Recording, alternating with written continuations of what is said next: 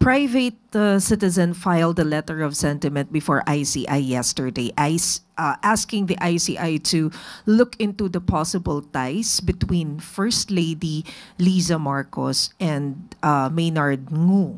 Your thoughts on this po? Unang-una po ay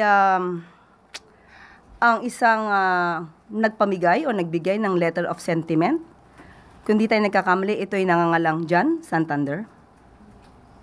Para siyang isang nuisance candidate na parang binigyan ng pera para bumili ng suka at isinabay ang pagbibigay ng letter of sentiment para dalhin sa ICI.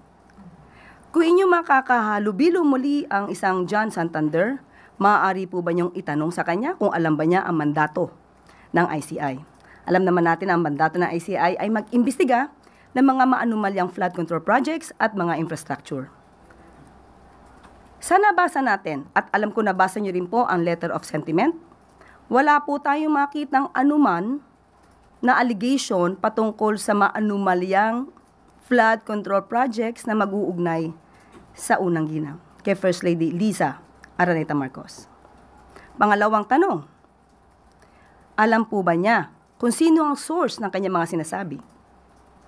Pangatlong tanong, siya po ba'y may personal knowledge sa kanyang mga sinasabi?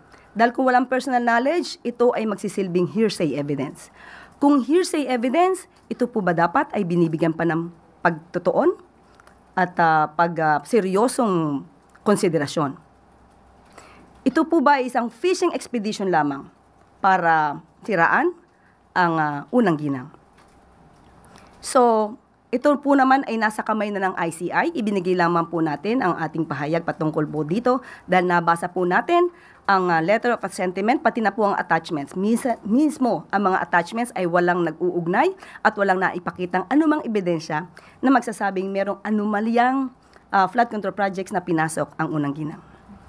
Yusek, were you able to talk to either the President or the First Lady? Ano po yung nabanggit nila o naging reaction nila dito? Ang unang-unang sabi po ng First Lady ay hindi po niya ito bibigyan ng anumang pansin dahil ito po ay hearsay evidence. Alam po natin, ang First Lady ay abogado rin po. Sorry, last na lang po. How do you define the relationship between the First Lady and Maynard Ngu? Wala po siyang binanggit sa atin patungkol po dyan. Binanggit lamang po niya ay patungkol dito sa letter of sentiment.